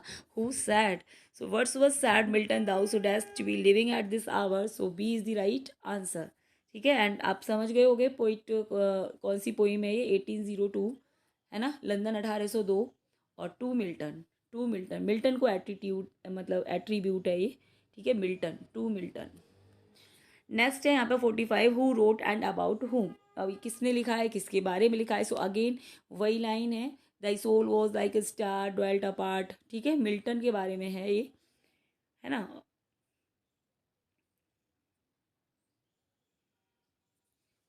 तो वर्ड्सवर्थ ने लिखी है, ठीक है, और मिल्टन के बारे में लिखी है। So C is the right answer. Next है 46, वर्ड्सवर्थ रोड द प्रील्यूड। ठीक है, वर्ड्सवर्थ ने प्रील्यूड लिखी, कब लिखी, मतलब कितनी बुक्स में लिखी, या बुक्स बतानी है आपको, है ना, ये सब ऑप्शंस हैं आपके। सो हमें पता है कि ये 14 बुक्स के अंदर उनकी पब्लिश हुई थी, और 1850 में, 1850 में, after the death of William Wordsworth. ठीक है, उनकी डेथ के 3 महीने बाद उनकी जो वाइफ थी, विडो मैरी हचिनसन वर्ड्सवर्थ, उन्होंने इसको पब्लिश कराया था। 14 बुक के साथ पब्लिश हुई थी। एंड ये जो टाइटल है द प्रील्यूड, ये भी मैरी ये जो वर्ड्सवर्थ की वाइफ थी उन्होंने ही इसको दिया था। विलियम वर्ड्सवर्थ ने ये टाइटल इसको नहीं दिया था, उन्होंने इसको पोइम टू कॉलरिज कहा था। सो ये भी आप लोग ध्यान रखना। 47 है, in which year the prelude was published. ये जो प्रील्यूड है ये पब्लिश किस ईयर में हुई थी? मैंने बताया आपको कि 3 डेट्स आपको याद रखनी है। 1798 when it was published, and sorry started, उन्होंने लिखना शुरू किया, and 1805 it was completed, and 1850 it was published. So 3 date आपको अपने दिमाग में रखनी पड़ेंगी regarded the prelude. So 1850 is the right answer. Next है 48, to whom is Wordsworth autobiographical poem the prelude address. किसको एड्रेस है इनकी prelude? Jane Austen, Coleridge, Pope, Doctor Johnson. So Coleridge, ठीक है। इन्होंने अपनी पोइम कॉलरिज को एड्रेस की है। उन्होंने कहा था पोइम टू कॉलरिज, ठीक है, पोइम टू कॉलरिज, यही नाम वर्ड्सवर्थ ने इस पोइम को दिया था और उनको ये समर्पित है और उन्हीं को ये एड्रेस है। नेक्स्ट है 49, who called Wordsworth the egotistical sublime. Egotistical sublime किसने कहा है वर्ड्सवर्थ को? ठीक है, ये ऑप्शंस हैं आपके। सो ये कीट्स हैं, ठीक है। Keats sad William Wordsworth egotistical sublime. Okay, so Keats is the right answer. Next है question number 50, choose the correct option, little we see in nature that is ours। ठीक है, तो हम थोड़ा बहुत नेचर को मतलब देखते हैं जो कि क्या है, हमारी है, मतलब हमारे चारों ओर है, लेकिन हम उस पर ध्यान नहीं देते, बहुत थोड़ा बहुत हम उस पर ध्यान देते हैं। So lines have been quoted from, so these lines are taken from the world is too much with us. So B is the right answer. ये ठीक है, उनका मिल्टनिक सोनेट है और मतलब पिटारकन सोनेट है, मिल्टनिक सोनेट एक ही बात होती है, जिसकी राइम स्कीम आपको पता ही है, ठीक है। ऑक्टेव एंड सेस्टेट में ये लिखी हुई है पोइम। नेक्स्ट है 51, who is the writer of descriptive sketches. तो डिस्क्रिप्टिव स्केचेस के राइटर हैं आपके William Wordsworth. William Wordsworth is the writer of descriptive sketches, so D is the right answer. Next है 52, who has written Ruth. Ruth किसकी poem है? So Ruth is written by William Wordsworth, so D is the right answer. Next है यहाँ पे 53, the line one impulse from a vernal wood has been taken from। so ये line कहाँ से ली गई है? The table turned, Tintern Abbey, the world is too much with us or to duty। so the table turned is a very famous poem by William Wordsworth, वहाँ से ये जो line है ली गई है, one impulse from a vernal wood has been। Next है 54, who among the following has written Peter Bell. So Peter Bell भी बहुत ही फेमस पोइम है विलियम वर्ड्सवर्थ की। So A is the right answer, ठीक है। इसको इन्होंने कंपोज किया था, मतलब लिखना शुरू किया था 19 कहाँ से आ गया, 1798 में उन्होंने स्टार्ट किया था इसको, मतलब कंपोज किया, कर लिया था, लिख लिया था, लेकिन पब्लिश इसको करवाया था उन्होंने 1819 में, 1819 में, ठीक है। वैगनर के साथ इसको इन्होंने पब्लिश करवाया था। सो आप लोग ध्यान रखना। नेक्स्ट है 55, Wordsworth has expressed his view on transmigration of the soul in the poem. तो वर्ड्सवर्थ ने ट्रांसमिग्रेशन ऑफ द सोल्स पर जो व्यूज़ हैं वो किस पोइम के अंदर दिए हैं, ये आपको बेसिकली यहाँ बताना है, ठीक है। ये आपके ऑप्शंस हैं। सो ट्रांसमिग्रेशन ऑफ द सोल पर जो व्यूज़ हैं वर्ड्सवर्थ के, वो उन्होंने अपनी जो पोइम है famous odd on the intimations of immortality, इसके अंदर दिए हैं, ठीक है। बहुत ही फेमस पोइम है उनकी, ऑड है, 11 स्टेंजा में इसको लिखा गया है। नेक्स्ट है 56, which of these travel poem belongs to William Wordsworth. इसमें से कौन सी ट्रैवल पोइम है जो विलियम वर्ड्सवर्थ के साथ एसोसिएटेड है? Descriptive sketches of natural, civil and political state of Switzerland, sketches of nature, वीडिस, कौन सी पोइम है?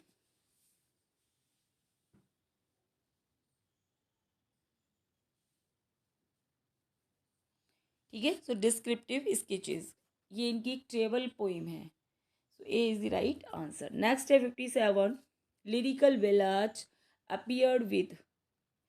तो इनका लिरिकल बैलाड आपको पता ही है, 1798 पब्लिश हुआ, ठीक है। मैनिफेस्टो के रूप में, इंग्लैंड के रोमांटिक मूवमेंट के मैनिफेस्टो के रूप में ये पब्लिश हुआ था। And 6 poem by Coleridge and 15, मतलब कितनी टोटल पोइम्स इसके अंदर थी और किसकी कितनी कितनी थी ये बताना है। तो हमें पता है ना कि 4 + 19, ठीक है, जो 4 पोइम है वो यहाँ पे कॉलरिज की थी और 19 पोइम्स यहाँ पे वर्ड्सवर्थ की थी। So D is the right answer, 4 by Coleridge and 19 by Wordsworth. 58 है यहाँ पर, emotion recollected in tranquillity the profound philosophy of Wordsworth was rejected bye.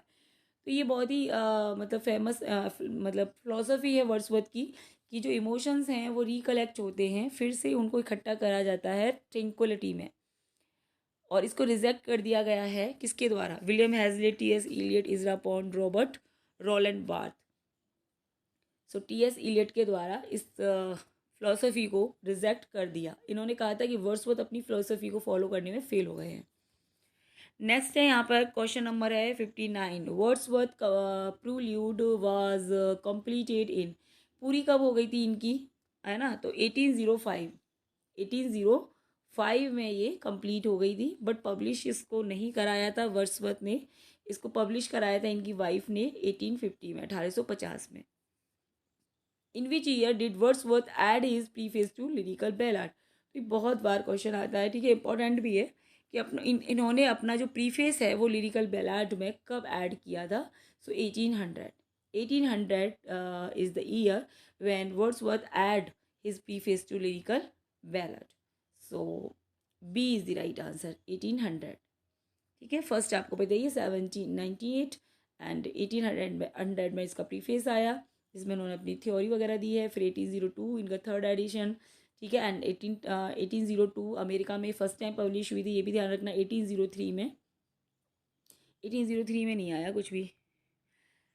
1803 में ये स्कॉटलैंड जो टूर है वहाँ पर गए थे, ठीक है, ये ध्यान रखना आप लोग।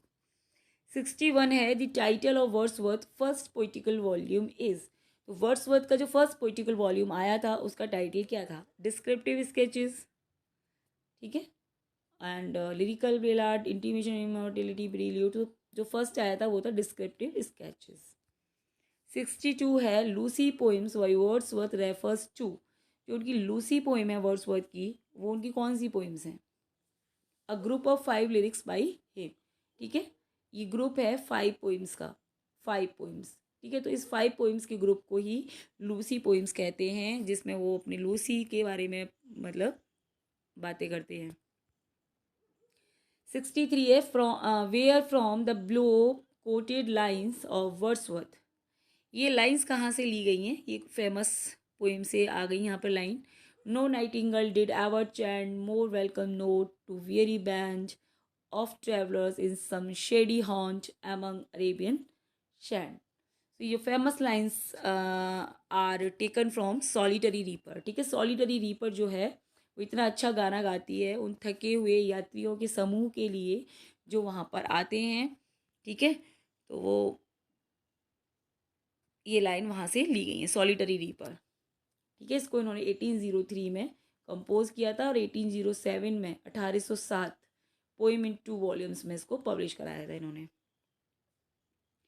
नेक्स्ट है 64, हु सैड, किसने कहा था the poet is a man speaking to man, कि पोइट क्या होना चाहिए? मैन स्पीकिंग टू मैन, ठीक है। तो ये ध्यान रखना है आपको, ये कहा था विलियम वर्ड्सवर्थ ने।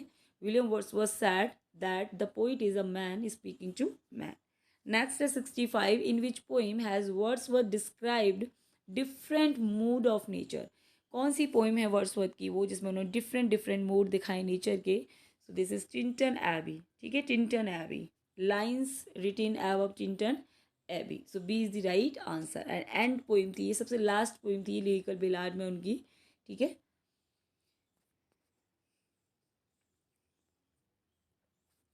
नेक्स्ट है 66, who among these is the interpreter of nature in many moods. तो इनमें से कौन है जो नेचर का इंटरप्रेटर है, उसके डिफरेंट डिफरेंट मूड्स की बात करता है? So obviously William Wordsworth. William Wordsworth is someone who talk about nature and it's many mood. So William Wordsworth. Next है यहाँ पे 67, इन 3 years सी ग्रीव, ठीक है, इन 3 सालों में वो बड़ी हुई।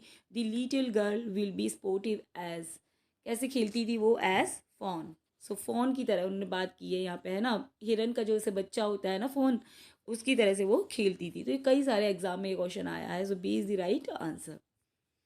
नेक्स्ट है यहाँ पे 68, who consider Wordsworth as high priest of nature. कौन है जो वर्ड्सवर्थ को हाई प्रीस्ट ऑफ नेचर मानता है? सो ये है Thomas De Quincey. So A is the right answer. ठीक है, Thomas De Quincey consider Wordsworth as a high priest of nature. Next है यहाँ पे 69, she gave me eyes, she gave me ears, I humble cares and delicate fears were in reference to. तो ये जो lines हैं यहाँ पर, ये किसको रेफरेंस, मतलब किसके लिए ये लाइंस यहाँ पर बोली गई हैं, ये बताना है। सो रिवर वाई के लिए, रिवर वाई के लिए, एनिट वॉलन के लिए, डोरोथी वर्ड्सवर्थ के लिए, एंसेस्ट्रल स्कॉटलैंड के लिए। So these lines are refers to Dorothy Wordsworth. So C is the right answer. Dorothy Wordsworth कौन है? Sister to William Wordsworth.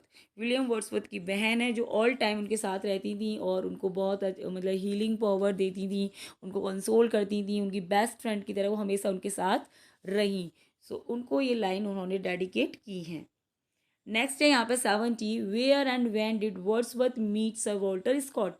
सो ये भी क्वेश्चन बहुत ही इंपॉर्टेंट है कि वर्ड्सवर्थ वॉल्टर स्कॉट से कब और कहाँ मिले थे। सो कहाँ मिले थे? स्कॉटलैंड में मिले थे। कब मिले थे? 1803, 1803 में उनका ये फर्स्ट टूर था स्कॉटलैंड पर, जब वो सर वाल्टर स्कॉट से मिले। और वाल्टर स्कॉट कौन है? The father of historical novel. ठीक है, Walter Scott is known as the father of historical novel. So B is the right answer. Next है यहाँ पे 71, how many time did Wordsworth visit Europe. तो ये बहुत बहुत इंपॉर्टेंट क्वेश्चन है, हैशटैग लगा लो इस पर कि कितनी बार वर्ड्सवर्थ ने यूरोप को विजिट किया था। 4 time, 5 time, 6 time. So it is 6 time. So C is the right answer. 6 बार वो यूरोप की यात्रा पर गए थे। ठीक है, नेक्स्ट है 72, the theme of the world is too much with अस। जो इनकी पोइम है, बहुत ही फेमस पोइम, क्या सोनेट है इनकी, the world is too much with अस, जो कि आपके टीजीटी एग्जाम के लिए बहुत इंपॉर्टेंट है। उसकी थीम क्या है? कंडेम मटेरियलिज्म, कंडेम गॉड, भगवान को कंडेम कर रहे हैं, नेचर को कंडेम कर रहे हैं, फ्रेंड्स को कंडेम कर रहे हैं। किसको कंडेम कर रहे हैं वो? तो नेचर को तो कंडेम करेंगे ही नहीं विलियम वर्ड्सवर्थ। ठीक है, फ्रेंड्स को भी नहीं कर रहे, ना गॉड को कर रहे हैं। यहाँ पे मटेरियलिज्म, भौतिकवाद, भौतिकवाद को यहाँ पर उन्होंने क्रिटिसाइज किया है। So A is the right answer. 73 है, Wordsworth treated nature as A. Wordsworth ने नेचर को ट्रीट किया है किस रूप में? Living personality, lifeless object, non living and none of this. तो वर्ड्सवर्थ नेचर को एक लिविंग पर्सनैलिटी की तरह मानते थे। Okay, so A is the right answer, living personality. Next है 75, from where did Wordsworth get the idea that education of nature is superior to bookish learning. ठीक है, सो कहाँ से ये आइडिया मिल गया था वर्ड्सवर्थ को कि जो एजुकेशन है, मतलब किसकी एजुकेशन? नेचर की है ना। जो जो प्रकृति से जो शिक्षा मिलती है हमको, वो कहीं कहीं कहीं ज़्यादा बुकिस जो नॉलेज है उससे सुपीरियर है, मल्टीपल टाइम सुपीरियर है बुकिस नॉलेज से। सो ये आइडिया इन्होंने बोरो किया था रूसो से। Rousseau is the French philosopher जिससे वर्ड्सवर्थ ने आइडिया लिया था। ठीक है, जो रूसो थे वो एक प्रकृतिवादी थे, है ना, हिंदी में बोलूँ तो प्रकृतिवाद के समर्थक थे। वो कहते थे कि जो बच्चा होता है ना, उसको आप नेक्ड छोड़ दो नेचर में, नेचर को जो वो बनाना होगा वो बना देगी, उसको जो सिखाना होगा सिखा देगी। मतलब जो बच्चा होता है उसका जो ट्रू जो टीचर है वो ना, वो नेचर है। ठीक है, तो ये मानना था उनका। जैसे वो मुंगेरी लाल, वो मूवी मूवी नहीं आती थी वो, नेचर बुक है जो, उसमें वो बच्चा जो है नेचर के साथ रहता है, एनिमल्स के साथ ही खाता पीता है। तो वैसी ही मतलब विचारधारा थी रूसो की, तो वहाँ से इन्होंने ये आइडिया जो है बोरो किया था। 76 है यहाँ पर, Wordsworth subscribe to whose believe that humanity was essentially good but was corrupted by the influence of society. So ये जो आइडिया है ये कहाँ से उन्होंने लिया कि जो ह्यूमैनिटी है वो बहुत गुड है, बट इन्फ्लुएंस ऑफ सोसाइटी की वजह से वो क्या हो गई है? करप्ट हो गई है। तो ये अगेन रूसो का आइडिया था। ठीक है, रूसो का मानना क्या था कि ह्यूमैनिटी गुड बट जो सोसाइटी है इज़ नॉट गुड, मतलब नेचर के साथ रहो। 77 है, for which poem of Wordsworth Charles Lamb wrote that though he like the poem subject I can not say that the style of it quite satisfy me, it is too lyrical. So कौन सी poem के बारे में ये जो Charles lamb इन्होंने कहा है? प्रील्यूड, पीटर बेल, लूसी गे, लिरिकल बैलेट। सो पीटर बेल के बारे में कहा था एंड पब्लिश ये हुई थी 1819 में एंड लिखी गई थी 1798 में इन्होंने लिखा था, लेकिन पब्लिश किया था 19 में जाके 1800। तो इसके बारे में इन्होंने कहा है। 78 है which poem of Wordsworth in 1891 Oscar Wilde cited as an example of the deleterious influence of nature on Wordsworth poetry. तो कौन सी पोइम है ये जो ऑस्कर वाइल्ड के लिए साइट हुई थी? Prelude, Peter Bell, Lucy Gray, lyrical ballad. So again Peter Bell is most important poem by William Wordsworth. ठीक है। 79 है यहाँ पे which poem of Wordsworth begins with a description of him as a hard hearted sinner impervious to the softening influence of nature who makes his living as an itinerant hawker. So, Prelude, Peter Bell, Lucy Gray, Lyrical Ballad.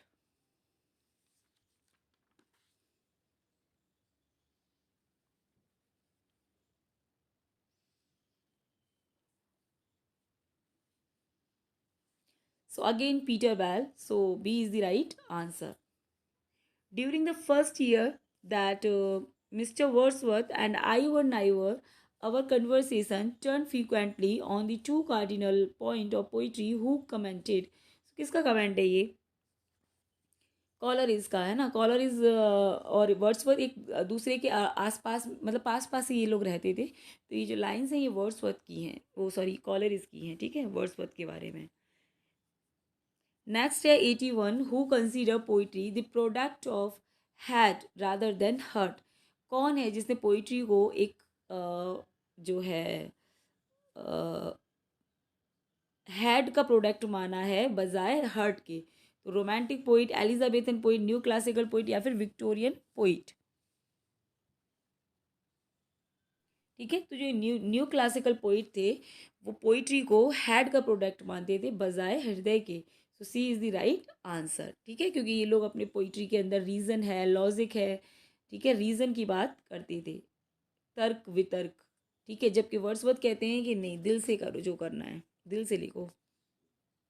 82 है according to Wordsworth a poem must be a man possessed of more than usual organic intellect, sensibility, emotion, wit. So ये बोलते हैं यहाँ पे organic sensibility, जिसका मतलब होता है हिंदी में अनुभूति, अनुभूति। नेक्स्ट है 83 according to Wordsworth poetry proceed from the eternal feelings of the.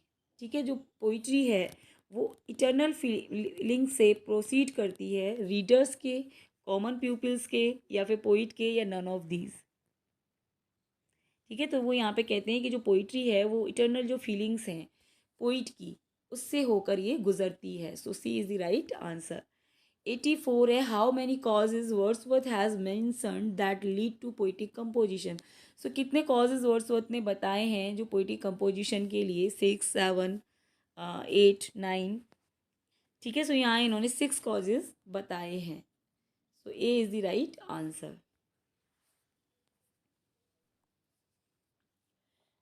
Next है 85 Wordsworth made his debut as a writer in 1787 when he published a sonnet इन।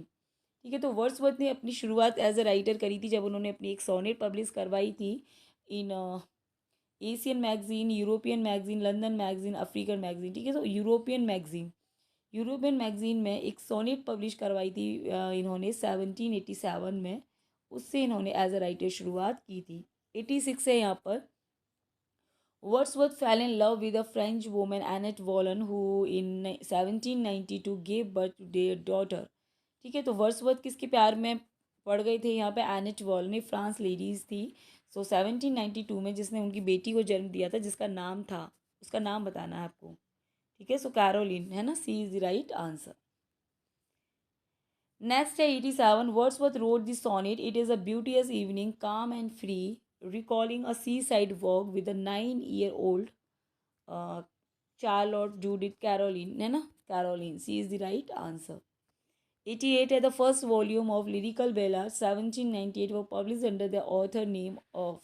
जो फर्स्ट वॉल्यूम आया था लिरिकल बेलाड का वो किसके नाम से पब्लिश हुआ था? ठीक है, तो विलियम वर्ड्सवर्थ। वैसे तो एनोनिमसली पब्लिश हुआ था, लेकिन मतलब जो ऐसे जो शॉर्ट लेटर होते हैं ना, ऐसे करके आप जैसे कि इस तरीके से ऐसे वर्ड्सवर्थ का नाम लिखा हुआ था। नेक्स्ट है 89, which work of Wordsworth was criticise and rejected in the words impossible that the play should succeed in the representation. तो कौन सा वर्क है ये? तो इनका बॉर्डर, एक वर्स्ट ट्रेजेडी इन्होंने लिखी थी जिसको रिजेक्ट कर दिया गया था, ठीक है। So A is the right answer. Next है 90, who was John walking Stewart that met Wordsworth in Paris 1792। तो ये जॉन स्टूअर्ट से मुलाकात हुई थी वर्ड्सवर्थ की पेरिस में। कौन था ये? An English philosopher and traveller who wrote the apocalypse of nature.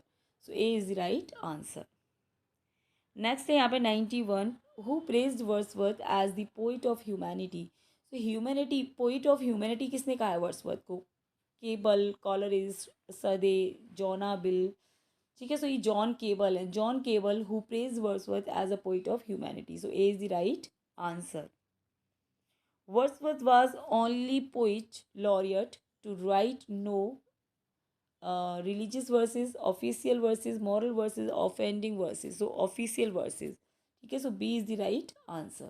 Next है question number 93. Who called Wordsworth the egotistical sublime? Wordsworth को ईगोटिस्टिकल सबलाइम कहा है? जॉन केबल, जॉन कीट्स, सदे, जोना बिल, बैली, किसने कहा है इनको? So John Keats, John Keats called Wordsworth egotistical sublime. So B is the right answer. Next है 94, Oswald, Marmaduke, Lord Herbert, Lacy Wallace, ना Idonea and Lord Clifford are the characters in Wordsworth. ठीक है, सो ये कुछ character की list है जो कि है वर्ड्सवर्थ के कौन से वर्क में ये दिखते हैं characters. So the borders, the prelude, the recluse, Tintern अबे। ठीक है, तो ये जो टिंटन अबे है आपकी पोइम है, इसके अंदर ये कोई करेक्टर्स नहीं है। ठीक है, रिक्लूज तो उनकी कभी कंप्लीट ही नहीं हो पाई। प्रील्यूड उनकी एक ऑटोबायोग्राफिकल पोइम है जिसमें भी इन करेक्टर्स का कोई जिक्र नहीं है। उनकी एक वर्स ट्रेजेडी उन्होंने लिखी थी 1798 या फिर 1907 के आसपास, जो कि एक वर्स ट्रेजेडी है उनकी। ठीक है, उसमें ये कुछ करेक्टर्स हैं वो देखने को मिलते हैं जैसे ओसवाल्ड वगैरह। ठीक है, so A is the right answer. Next है 95, in the essay the preface to the lyrical ballad William Wordsworth manifested. ठीक है, तो उनका जो ऐसे है, मतलब प्रीफेस है जो उन्होंने अपनी लिरिकल बैलड के अंदर ऐड किया, उसमें उन्होंने मैनिफेस्ट की हैं गाइडलाइंस, मतलब कुछ चीज़ें बताई हैं अपनी पोइट्री के बारे में। वो क्या हैं? जैसे ordinary life is the best subject for poetry, कि पोइट्री के लिए जो मेन जो सब्जेक्ट होना चाहिए वो क्या होना चाहिए? एक सादा जीवन, है ना। Ordinary life is the best subject. और सेकंड है everyday language is best suited for poetry. तो जो डेली लैंग्वेज है, मतलब जो आपकी कॉलोक्वियल लैंग्वेज होती है वो बेस्ट होती है पोइट्री के लिए। ठीक है, and expression of feeling is more important than action और प्लॉट, और एक्शन और प्लॉट से ज़्यादा इंपॉर्टेंट उन्होंने फीलिंग्स को दिया है। Poetry is the spontaneous overflow of emotion taking it's origin from emotion recollected in tranquillity. तो ठीक है, क्या क्या उन्होंने मैनिफेस्ट यहाँ पर किया है अपनी गाइडलाइन में। सो ये सभी चीज़ें उन्होंने अपनी जो प्रीफेस है उसके अंदर बताई हैं। So all of the above हो जाएगा। ठीक है, यहाँ पे दे नहीं रखा, ई ऑप्शन आप लगा लेना, ऑल ऑफ दी एबव, सभी लाइन करेक्ट है। ठीक है, नेक्स्ट है यहाँ पर 96, in which work of Wordsworth does the line still sad music of humanity occur। ठीक है, तो ये लाइन है, ये वर्ड्सवर्थ के कौन सी पोइम से ली गई है ये बेसिकली बताना है। सो टिंटन अभी है, यहाँ पर रिक्लूज है, इमॉर्टिलिटी ऑड है, and the prelude. So this line is taken from the Tintern Abbey. So A is the right answer. Next है question number 97, in which poem of Wordsworth does the line. ठीक है, ये भी कोई poem है Wordsworth की, वहाँ से ये लाइन ली गई है। Our birth is but a sleep and a forgetting occur. So very famous poem ode intimation of immortality by William Wordsworth, वहाँ से ये लाइन्स ली गई हैं। ठीक है, so D is the right answer, immortality ode. Next है 98, in William Wordsworth the solitary reaper the solitary highland lass is. ठीक है। तो विलियम वर्ड्सवर्थ की बहुत ही फेमस पोइम है द सॉलिटरी रीपर। उसके अंदर जो हाईलैंड मतलब सॉलिटरी हाईलैंड लेस है वो क्या है? तो लेस का मतलब होता है पहले तो लड़की है ना, गर्ल, गर्ल को कहते हैं लेस। और गर्ल है, ये कहाँ की गर्ल है? आयरलैंड से है, स्कॉटलैंड से, Arabians and none of the ever. So ये कि स्कॉटिश गर्ल है, ठीक है। So girl from Scotland, B is the right answer. Next है 99, Wordsworth border comes under the category of. ठीक है। तो इनका जो बॉर्डर्स है, इन्होंने एक ही प्ले लिखा था, ये किस कैटेगरी में आता है? इनका ये जो प्ले है बॉर्डर, ये एक वर्स्ट ट्रेजेडी है, ठीक है, वर्स्ट ट्रेजेडी की कैटेगरी में आता है, विच रिटिन वॉज 1798। ठीक है, या फिर 97 भी कहीं कहीं दी रखी होती है, तो 97 से लगभग 98 के बीच में इन्होंने इसको लिखा था। 100 है यहाँ पर, क्वेश्चन नंबर है 100, विच out of the following is not a poem by Wordsworth. तो इसमें से कौन सी पोइम है जो वर्ड्सवर्थ ने नहीं लिखी है, वो बताना है। तो लंदन 1802 आपको पता ही है ना, टू मिल्टन, मिल्टन के लिए है ये, है ना, वर्ड्सवर्थ की पोइम है। Strange fits of passion have I known, ये भी उनकी है। The solitary reaper also by Wordsworth. But जो लंदन है, London is not by William Wordsworth, London is by Johnson. ठीक है। So D is the right answer. ठीक है, जॉनसन के द्वारा इसको लिखा गया है। नेक्स्ट है क्वेश्चन नंबर है 101, little we see in nature that is ours is a line from. ये लाइन है बहुत फेमस, किस पोइम से है वर्ड्सवर्थ के, आपको बताना है। ठीक है। सो यहाँ पर ये ऑप्शंस दिए हुए हैं। सो हमें पता है the world is too much with us, the world is too much with us से ये जो लाइन है ली गई है। So D is the right answer. Next है 102, for whom did Wordsworth speak in his famous line. ठीक है, किसके लिए आप वर्ड्सवर्थ बोल रहे हैं? The soul was like a star and dwelt apart. So ये बहुत ही फेमस लाइन है उनकी, बार बार एग्जाम में आ जाती है। मिल्टन के लिए कह रहे हैं वो, पोइम तो आपको पता ही है, 1802, 1802, लंदन, लंदन 1802, या फिर टू मिल्टन, दोनों इसके टाइटल हैं। 103 है, when was the poem the reverie of poor Susan written. तो ये वाली जो पोइम है the reverie of poor Susan, ये कब लिखी गई थी? On visit to France, when he was student, when he was staying in London. कब लिखी गई थी ये? जब वो लंदन में थे। ठीक है। तो सी वाला करेक्ट हो जाएगा, when he was staying in London. Okay. Next है 104, name the friend and admirer of Wordsworth who left legacy of 900 £4 him. तो ये कौन से उनके फ्रेंड और या फिर एडमायरर हैं जो उनके लिए 900 £, मतलब कि जो लेजेसी है वो छोड़कर गए थे। ठीक है। तो ये विलियम वर्ड्सवर्थ के फ्रेंड हैं, उनके बेस्ट फ्रेंड रेजली कॉलवर्ट, विलियम ये कौन है ना, ये बताना है। तो ये रेजली कॉलवर्ट है। ठीक है, ए करेक्ट हो जाएगा। ये इनको काफ़ी मतलब ये 900 £, की जो लेजेसी है वो इनको छोड़ के गए थे। मतलब इनकी जो फाइनेंशियल कंडीशन थी काफ़ी ज़्यादा ख़राब थी विलियम वर्ड्सवर्थ की। अपना इवन इनके पास उस समय घर भी नहीं था। तो जब ये पैसा छोड़ के गए इनके लिए, तो इन्होंने अपना घर ले लिया और अपना पोइट्री की ये जो वर्क वगैरह जो पब्लिश कराई हैं इन्होंने, अपनी बुक वगैरह, वो भी करवा पाए फिर। क्योंकि इनकी जो प्रॉब्लम थी, फाइनेंशियली कंडीशन जो थी वो शॉर्ट आउट हो गई, है ना, जब ये मर गई तो सारा पैसा ये इनको दे गए अपना। 105 है, विच work of Wordsworth can only be called subjective autobiography. तो कौन सा वर्क है वर्ड्सवर्थ का जो उनकी एक सब्जेक्टिव ऑटोबायोग्राफी की कैटेगरी में आता है? ठीक है। सो यहाँ पे ये तो पोइम्स हैं, पीटर वेल है, बैलड है, द प्रील्यूड। ठीक है, प्रील्यूड क्या है? उनका एक ऑटोबायोग्राफिकल वर्क है जिसमें उन्होंने अपनी पूरी लाइफ के बारे में बताया है। So D is the right answer. Next है 106 है, which period in Wordsworth career was marked with gloom. तो ग्लूमी पीरियड कौन सा था वर्ड्सवर्थ की लाइफ में, ये आपको बताना। ये आपके 4 ऑप्शंस हैं यहाँ पे। ठीक है। सो 1792 से लेके जो 1797 का जो पीरियड है वो इनका एक ग्लूमी पीरियड माना जाता है। बिकॉज आपको पता ही है ना, एनेट वॉलन से साथ इनके वो लव अफेयर थे और फिर इनकी बेटी थी, फिर वो शादी उनकी हो नहीं सकी थी, तो ये काफ़ी डिप्रेस हो गई थी इस वजह से।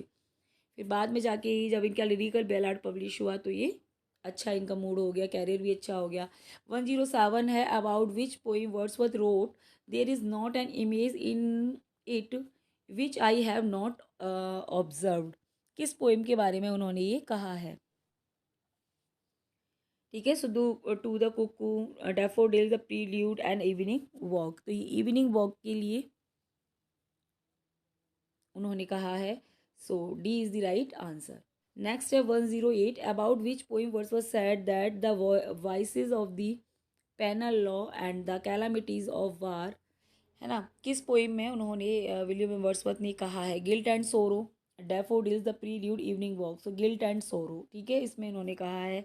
नेक्स्ट है 109, the theme of cruel wrong suffered by an innocent women and technically guilty man occurs in. ये लाइन कहाँ से ली गई है? गिल्ट एंड सोरो, daffodils, the prelude and evening walk. So again ये जो लाइन्स हैं ये ली गई हैं गिल्ट एंड सोरो से। So A is the right answer.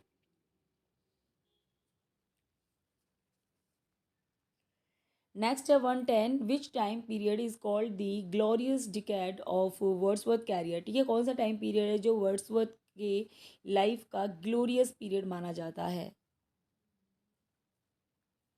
ठीक है, ये आपके ऑप्शंस हैं यहाँ पर। सो 1797 से लेकर, है ना, 1797, ये जब उनका लिरिकल बैलाड पब्लिश हुआ है उससे लेकर ऐसे मान लो, और 1807, 1807 तक का जो पीरियड है रहा है उन वर्ड्सवर्थ का, ये 10 साल हैं, ये काफ़ी ग्लोरियस रहे। ठीक है, इस टाइम पर इन्होंने खूब सारे वर्क लिखे हैं और सभी वर्क इनके जो आए वो पॉपुलर रहे। ठीक है, अच्छे वर्क्स आए। नेक्स्ट है 111, the period of decline in Wordsworth career begin after. तो जो डिक्लाइन पीरियड है वर्ड्सवर्थ की लाइफ का वो कब से स्टार्ट हुआ है? ठीक है, सो आफ्टर 1807, 1807 तक तो इनका अच्छा पीरियड रहा है, अच्छा माना जाता है। ठीक है, सो ये इंपॉर्टेंट है डेट। और इसके बाद का जो पीरियड है वो क्रिटिक्स कहते हैं कि वो पीरियड अच्छा नहीं माना जाता, मतलब उनका जो मतलब जो जीनियस थी उनके अंदर पोइट्री की, वो डिक्लाइन होना शुरू हो गई थी, ऐसा मानते हैं लोग।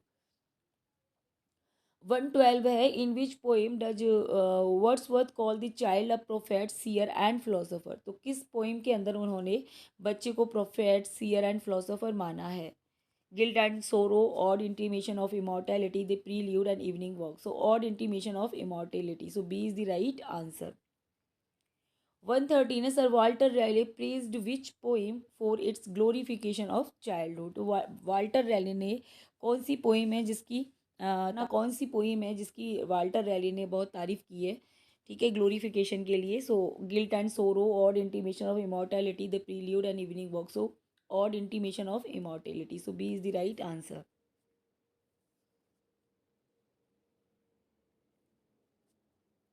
नेक्स्ट है 114, which of the following is true about the third stage of Wordsworth love for nature. ठीक है, कौन सा स्टेटमेंट सही है वर्ड्सवर्थ के बारे में, है ना। वर्ड्सवर्थ का जो लव है नेचर के लिए, उसकी जो मतलब उसकी जो स्टेजेस हैं उसमें जो थर्ड स्टेज है उसके बारे में वो क्या कहते हैं? Animal pleasure, more sensibility, nature as nurse, guide and guardian, children, child is fancy. So so third stage में वो कहते हैं उनके लिए जो नेचर है वो क्या है, एक नर्स है, गाइड एंड गार्जियन है। So C is the right answer. 115 है, which poem describes Wordsworth पैंथेस्टिक philosophy. ठीक है, कौन सी पोइम है जो वर्ड्सवर्थ की पैंथेस्टिक जो फिलोसफी है वो दिखाती है? Guilt and sorrow, ode intimation of immortality, the prelude, the Tintern Abbey. So Tintern Abbey, the poem which shows pantheistic philosophy of Wordsworth. 116 है, who appreciated Michael saying nature herself seems to have taken the pen out of his hand। तो कौन सी poem है, मतलब किसने appreciate किया Michael को इस तरीके से कि ऐसा लगता है माइकल को पढ़ने के बाद कि नेचर ने खुद इस पोएम को लिखा है? ये बहुत ही प्यारा कमेंट है मैथ्यू आर्नोल्ड का। ठीक है, मैथ्यू आर्नोल्ड ने कहा था कि लगता है कि नेचर ने खुद आके माइकल को लिखा है। नेक्स्ट है 117, Michael, Isabel and Luke are characters in. ठीक है, ये कुछ फेमस करेक्टर्स हैं जो विलियम वर्ड्सवर्थ की किस पोइम के अंदर पाए जाते हैं ये बताना है। सो माइकल, इमॉर्टेलिटी और the prelude, intern away. So Michael, Isabel and Luke are found in Michael. So A is the right answer. 118 है, the poem Michael set in. ठीक है, इसकी सेटिंग कहाँ है इस पोइम की बताना है। So green head gill in Grasmere valley. ठीक है, ग्रासमेयर वैली में इसकी सेटिंग है। So A is the right answer. Next है 119, which poem is not included among the Lucy poems though it mention Lucy. ठीक है, तो कौन सी पोइम है जो लूसी पोइम्स के अंदर इंक्लूड नहीं है, शामिल नहीं है, जबकि उसमें लूसी मेंशन है? लंदन 1802, तो ये तो मिल्टन को है। Lucy Gray, French revolution, guide to the lakes, तो ये है लूसी ग्रे। लूसी ग्रे एक पोइम है जो कि उनकी लूसी जो सीरीज़ है उसमें ये शामिल नहीं है, सो ये याद रखना इंपॉर्टेंट है। B is the right answer. Next है यहाँ पर 120, who believed Lucy Gray was a beautiful success. कौन मानता है कि जो लूसी ग्रे है वो ब्यूटीफुल सक्सेस है?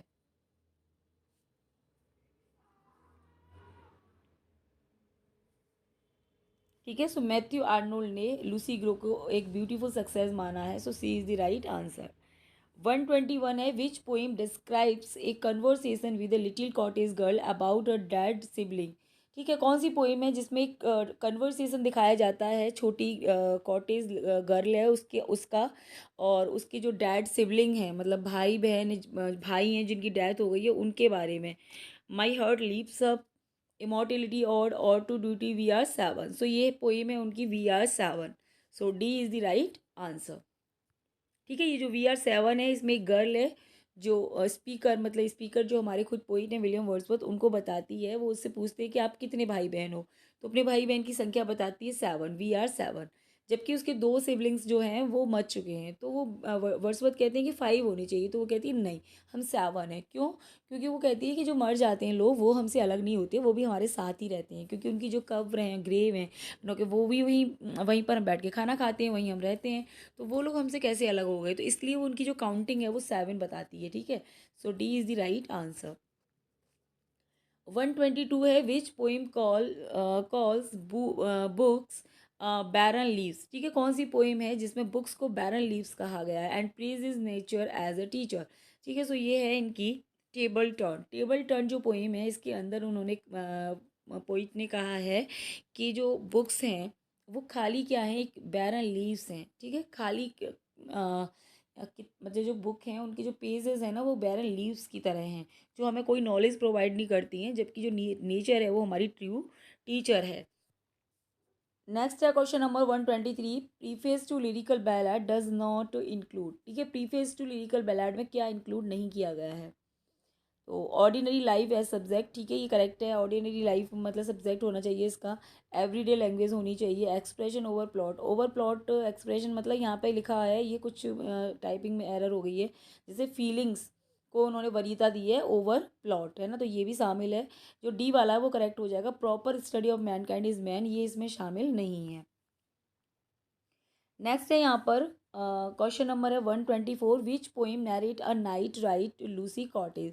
जिसमें से कौन सी पोइम है जो एक नाइट राइड के बारे में बताती है? जो पोइट हैं वो अपनी लूसी की मतलब जो कॉटेज है वहाँ पर जाते हैं उसके बारे में बयां करती है। So strange fits of passion have I known, she dwelt among the untrodden ways, 3 years she grew, slumber did my spirit seal. So ये ए वाली है। ठीक है, ten fits of passion have I known is the right answer. ठीक है, और ये जो लूसी सीरीज है इनकी, उसकी सबसे जो फर्स्ट सीरीज में सबसे फर्स्ट पहले नंबर पर है ये पोएम। ठीक है, नेक्स्ट है 125, Wordsworth wrote the Lucy poems while staying with Dorothy at. तो जब वर्ड्सवर्थ डोरोथी के साथ कहाँ पर रुके हुए थे जब उन्होंने लूसी पोएम्स लिखी थी? Hamburg, Paris, London, Edinburgh. So Hamburg Germany में जब वो रुके हुए थे, मतलब गए थे अपने मतलब वॉकिंग टूर पर गए थे वो जर्मनी। ठीक है, तब उन्होंने ये सारी पोइम्स लिखी थी। 1798 के बाद गए थे वो। ठीक है, 1799 के आसपास, तो इन्होंने यहाँ पर ये सारी पोइम्स लिखी थी। 126 है, which Lucy poem does not directly mention Lucy. तो कौन सी पोइम है जिसमें डायरेक्टली लूसी मैंसन नहीं किया गया? ठीक है, strange fits of passion have I known, she dwelt among the untrodden ways, 3 years she grew, a slumber did my spirit seal. So ये वाली लास्ट वाली जो पोइम है ये करेक्ट है। ठीक है, a slumber did my spirit seal, इसमें उन्होंने लूसी मैंसन नहीं किया। 127 है, which Lucy poem called a sublime epitaph by Coleridge, a strange fits of passion have I known, she dwelt among the untrodden ways, 3 years she grew, a slumber did my spirit seal। ठीक है, तो जो slumber did my spirit seal है, ये इस वाली poem को Coleridge ने क्या कहा है? सबलाइम एपिटेफ कहा है। ठीक है, सो आपका हो जाएगा डी वाला करेक्ट है। 128 है, 10,000 saw I at a glance lines from. तो ये लाइन्स कहाँ से ली गई हैं ये आपको बताना है। I wander lonely as a cloud, she dwelt among the untrodden ways, 3 years she grew, a slumber did my spirit seal. तो ये जो लाइन्स हैं ये ली गई हैं I wander lonely as a cloud daffodil से, so A is the right answer. Next है 129, what is the other name of my heart sleeps up. ठीक है, ये बहुत ही फेमस पोइम लिखी थी विलियम वर्ड्सवर्थ ने, माई हार्ट स्लीप्स अप। इसका अदर नेम क्या है और हम किस नाम से इस पोइम को जानते हैं? सो द रेनबो, रेनबो के नाम से भी हम इसको जानते हैं, so A is the right answer. Next है 130, which poem last 3 lines from the epigraph of immortality ode. ठीक है, कौन सी पोएम है जिसकी जो लास्ट 3 लाइन्स हैं वो इमोर्टेलिटी ऑड का एपीग्राफ बन गई हैं? तो ये जो पोएम है ना, ये जो है द रेनबो, रेनबो की जो लास्ट लाइन्स हैं वो इमोर्टेलिटी ऑड का क्या बन गई है? एपीग्राफ बन गई है, so A is the right answer.